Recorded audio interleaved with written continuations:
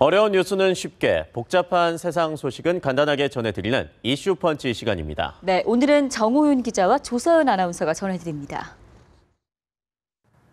국무총리를 임명하는 것이 이다지도 힘든 일이었을까요?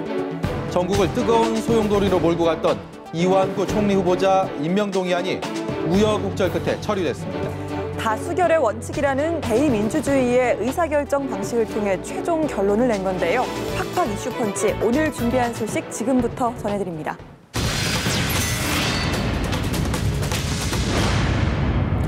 이완구 후보자는 인준안 표결을 하는 동안 여의도 인근에서 마음을 졸이며 결과를 기다렸다고 하는데요.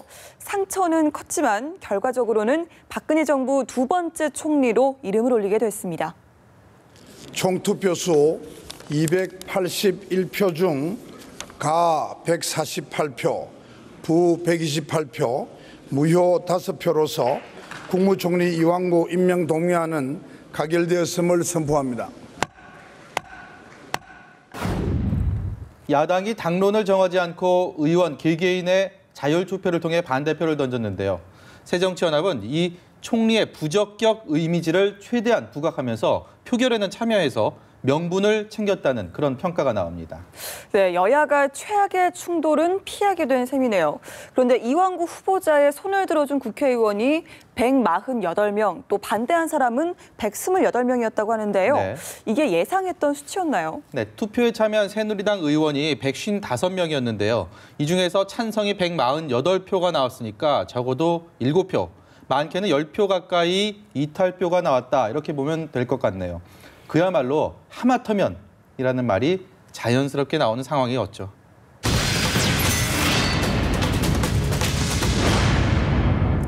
네, 표결을 앞둔 국회는 이른 아침부터 전운이 감돌았었죠. 네. 여야 지도부 모두 전열을 가다듬으면서 저마다 정당성을 호소했는데요. 그렇습니다. 김무성, 문재인 두 여야 대표의 오전 회의 발언을 보시면 얼마나 긴장감이 팽팽했는지 시청자 여러분들도 느끼실 겁니다. 오늘 본회의는 국회 본연의 역할을 수행하고 여야 간 합의가 존중되고 이행되는 모습을 국민들께 보여드려야 하겠습니다. 한두 번도 아니고 3번씩이나 부적격 총리 후보자를 지켜보는 국민들의 상처난 마음을 헤아려 주시기 바랍니다. 함께 국민들의 뜻에 따릅시다. 그것이 정치가 가야 할 길입니다. 그것이 우리 정치가 국민들에게 해야 할 최소한의 도리라고 생각합니다. 네, 어찌되었던 삼수 끝에 우리는 새 국무총리를 맡게 됐습니다. 네. 짐을 풀었다 쌌다 되풀이했던 정홍원 총리도 이제서야 겨우 집에 돌아갈 수 있게 된 거죠. 네, 참 정치는 알다가도 모를 것 같습니다. 무엇보다도 민심이 얼마나 무서운지를 이런 홍역 한번 치르고 나면 제대로 실감할 수 있다 이런 생각을 하게 되는데요. 정 기자, 그럼 이제 정치권은 좀 잠잠해지게 되는 건가요? 네, 그건 아닐 것 같습니다. 새 총리가 임명되고 나면 또 당장 대통령 비서실장 등 청와대 개편 그리고 일부 부처 개각이 있을 거란 관측이 많거든요. 눈앞으로 다가온 설. 밥상머리에서 이런저런 정치 얘기들 참 많이 나올 것 같네요.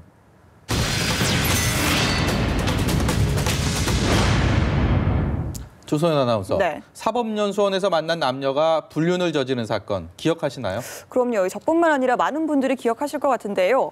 유부남인 남자가 여자 동기와 부적절한 관계를 맺었고 또 그 사실이 알려지자 남자의 아내가 스스로 목숨을 끊은 그런 비극적인 사건이었죠. 네, 그 사건에 대한 법원의 판단이 나왔습니다. 먼저 박수윤 기자의 리포트를 보고 얘기 이어가도록 하죠. 지난 2012년 사법연수원생 신모 씨는 아내 몰래 연수원 여자 동기 이모 씨와 부적절한 관계를 맺었습니다. 이 씨는 신 씨와 주고받았던 낯뜨거운 내용의 문자 메시지를 신 씨 아내에게 보내며 이혼을 요구했습니다. 결국 아내는 스스로 목숨을 끊었습니다. 이런 사연이 유족의 1인 시위로 세상에 알려지자 사법연수원은 신 씨를 파면하고 이 씨에게 정직 3개월의 중징계를 내렸습니다. 두 남녀를 간통죄로 재판에 넘긴 검찰은 반성의 기색이 없다며 징역을 구형했고 신 씨는 책임지지 않아도 될 몫까지 책임지고 있다며 반발했습니다. 법원은 그러나 신 씨에게 징역 6개월을 선고했습니다. 남자가 징역 6월에 실형을 받았네요. 그런데 여자, 그러니까 불륜 관계에 있던 연수원 동기는 어떻게 된 거죠? 네, 상대 여성은요, 신 씨가 유부남인 줄 안 뒤에는 성관계를 하지 않았다 이렇게 주장을 했거든요. 재판부가 이를 받아들여서 무죄를 선고했습니다. 어찌되었든 그 어렵다는 사법시험을 통과한 두 남녀가 그릇된 행동으로 불행한 결과를 피할 수 없게 됐군요.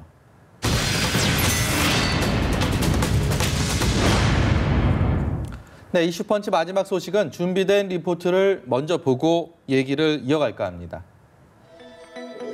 조성진 LG전자 사장이 독일 슈티글리츠 삼성전자 매장에 들렀을 당시 동영상입니다. 삼성전자의 신제품 세탁기를 유심히 살펴봅니다. 제품을 이리저리 살펴보면서 얘기를 나누더니 조 사장이 직접 세탁기의 문을 두세 차례 누릅니다. 삼성전자는 이때 세탁기가 일부 파손됐다고 주장했습니다. 하지만 조 사장은 여러 가지 사례를 들어 반박했습니다. 네, 조금 전 이 제목에서도 봤지만 말 그대로 세탁기 전쟁이 벌어졌네요. 그것도 삼성과 LG라는 거대 기업이 맞붙은 건데 참 별일이 다 있습니다. 네, LG는 세탁기 성능을 보기 위한 단순한 테스트였다 이렇게 얘기를 하고 있고요. 네. 삼성은 경쟁사에서 의도적으로 삼성 세탁기를 망가뜨려서 국제적인 망신을 주려 했다는 게 세탁기 전쟁의 핵심 골자입니다. 네, 검찰이 LG 측을 재판에 넘겼으니까 세탁기 전쟁의 최종 승자는 이제 법정에서 가려지게 됐네요.